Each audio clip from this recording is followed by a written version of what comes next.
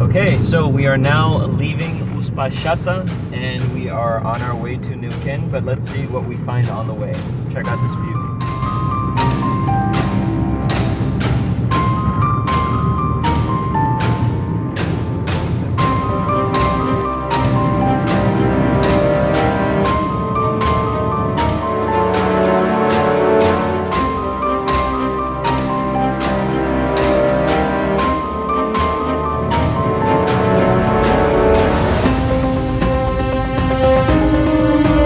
Okay, so that is the city of Mendoza right there in the background. I don't know, let me roll down my window so you can see. See it? Yep. Yeah? Back there are the Andes behind us, if you want to show them. I can't some more. Okay, no worries. And then we're gonna take a right in a little while, going down south.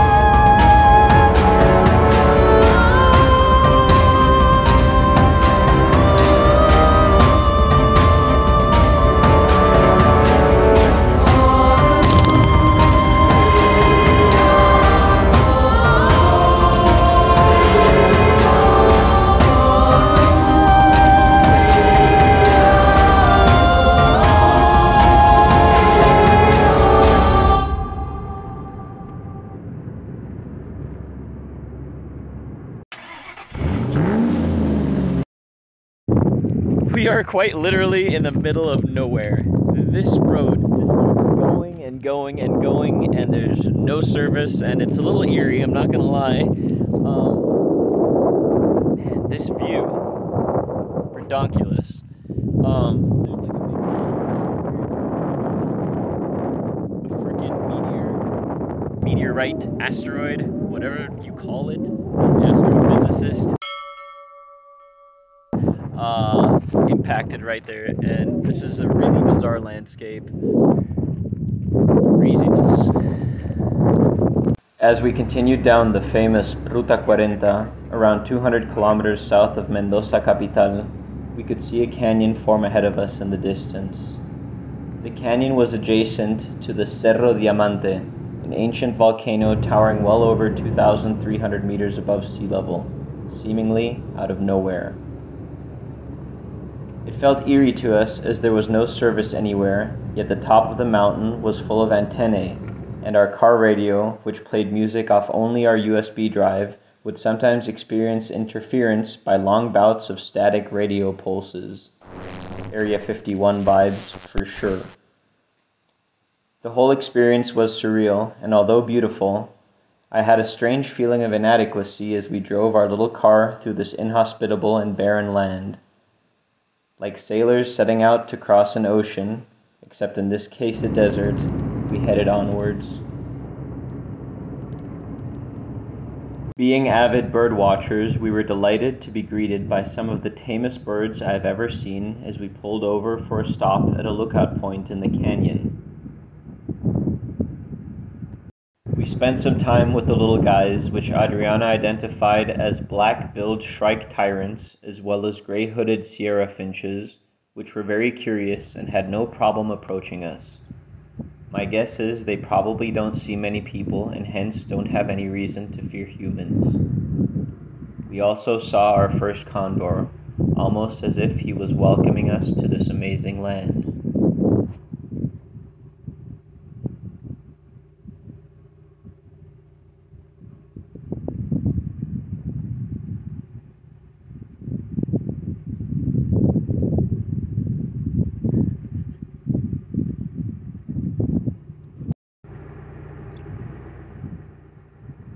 I'm being honest when I tell you that the distances seem much greater than our previous research had indicated, and we were getting nervous we may run out of gas before reaching the next human settlement, as there was not a soul in sight for much of the journey.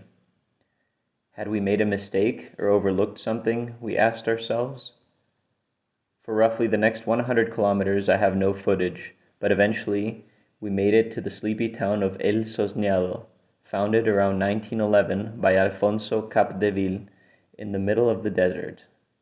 But more on him later. Instead, I found some footage of one of the surface detectors of the Pierre Auger Observatory, which is an international project with several of these Cherenkov detectors in this very same region of Argentina we were driving through, designed to detect incoming ultra-high-energy cosmic rays. I can promise you that, before I had knowledge of this observatory, it had actually crossed my mind that the radio phenomenon mentioned earlier may in fact have been due to cosmic rays. It was too strange of a sound. Again, probably just my imagination. Either way, we ended our night in Malargüe. Alright, it is July 30th, 2022. We woke up in the town of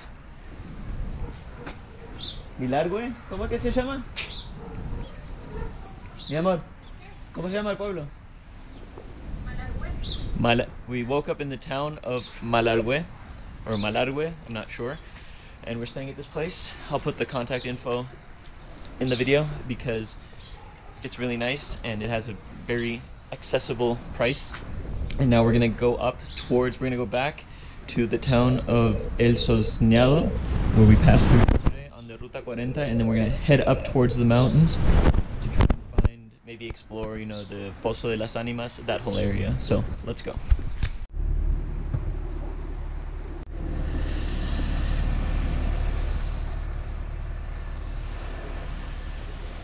By the way, it's freaking cold. Malargüe is the head town of the Malargüe department, with about 27,000 inhabitants according to the 2010 census. Its main exports are potatoes, alfalfa, onion, and garlic, although in the past the area was big on oil production and uranium mining. Apart from the previously mentioned Pierre Auger Observatory, Malargüe is also host to the European Space Agency, which commenced construction of a deep space ground station 30 kilometers south of the city in 2010 and has been operational since early 2013. The Deep Space Antenna 3, also known as Malargüe Station, is a 35-meter European space tracking radio antenna. The antenna allows the European Space Agency to communicate with spacecraft in deep space. The Malargüe antenna has two sister stations, Cebrero Station near Madrid, Spain, and New Norcia Station in Western Australia. The completion of this station allows European space tracking to track deep space missions continuously. Anyway, that was a long tangent. Back to Malargüe. The city has a planetarium, as well as a museum complete with life-size replicas of dinosaurs. The giant clock you see has a GPS system that, in the event of a power outage, causes the hands to revert to the 12th position, and when electricity returns, references the coordinates, calculates the time and date, and corrects it automatically. Every 20 minutes, it calibrates, making it one of the most accurate on the planet.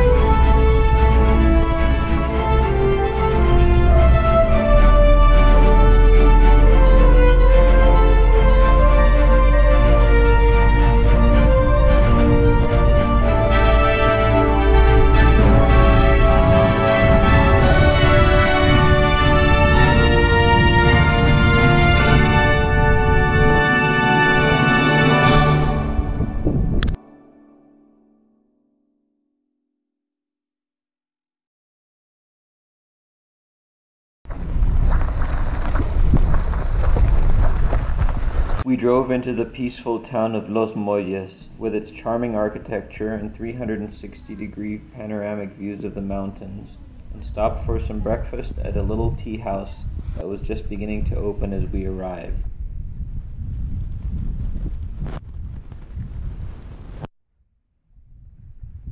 Alright, so we stopped here at La Taverna, and we're gonna try and see if we can, maybe have, it's a tea house, I believe, and we're gonna have some tea, and I'm gonna try to use the internet because I do in fact have a job to do.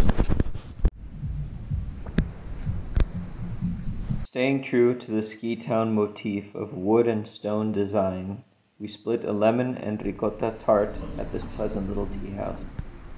The skies had turned blue since setting off on the rather gray morning earlier, and we continued up the Ruta 222 in search of the Pozo de Las Animas.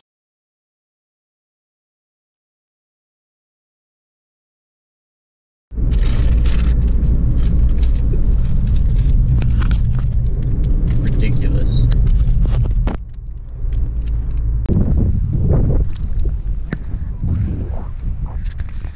Okay, so we took a stop here along the way to visit, I guess up here, the Pozo de las Animas, which is what's special about this place? What's so special about this place? It's some sort of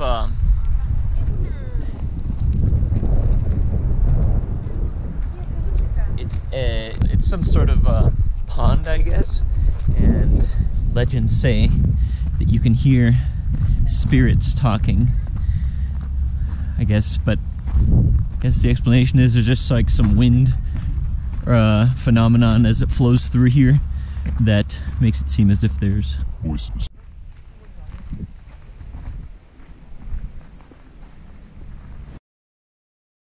If you ask me, this is just like a crater from like a meteor or something.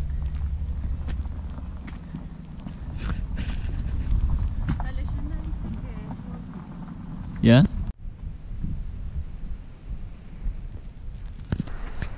So this is a geologic accident caused by erosion. There's two craters, I guess you would call them, and in a few years it's estimated that they will combine and form one. And then what the legend says is the indigenous people here, well, given the fact that I guess a lot of them drown here, they would come, and when their buddies would come and look for them, they would hear the voices of the deceased. That's a pretty long ways down, actually. I'd estimate that's at least, what, like a 50-meter drop? And the water has a really cool greenish color, but I guess certain times of the year it's really bright blue. Really nice. Here's all the information. Pozo de las Animas es una formación geológica correspondiente a proceso de disolución caliza o de yeso por la acción de aguas subterráneas. Se denominan dolinas y corresponden a una topografía carística. Se generan cavernas en la profundidad que al derrumbarse su techo producen estas depresiones cónicas y circulares. Smart.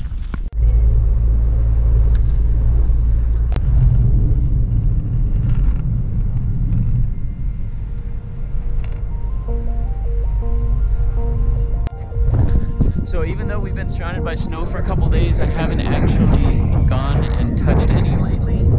I haven't really played with snow since I was like 6 years old, so here it goes.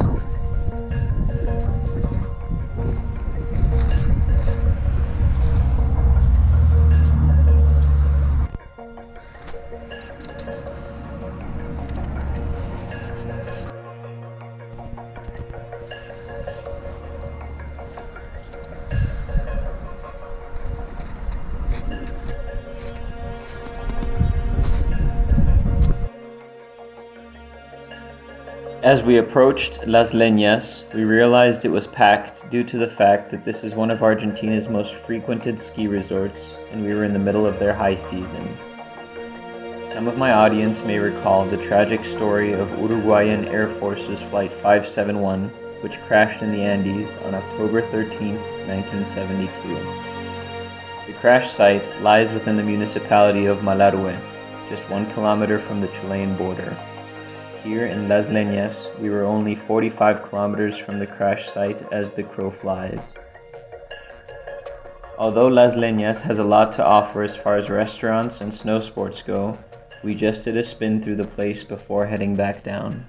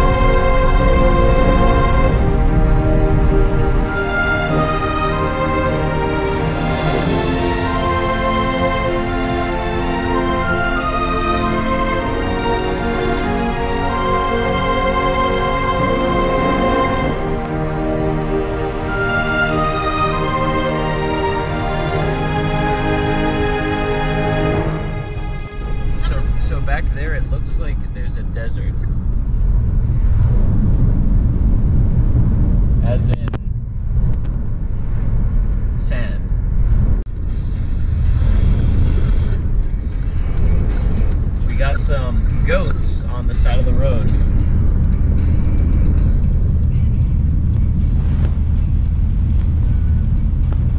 Upon returning to our rental, we relaxed and hung out with the friendly dog that lives there that enjoyed some leftover liverwurst we had.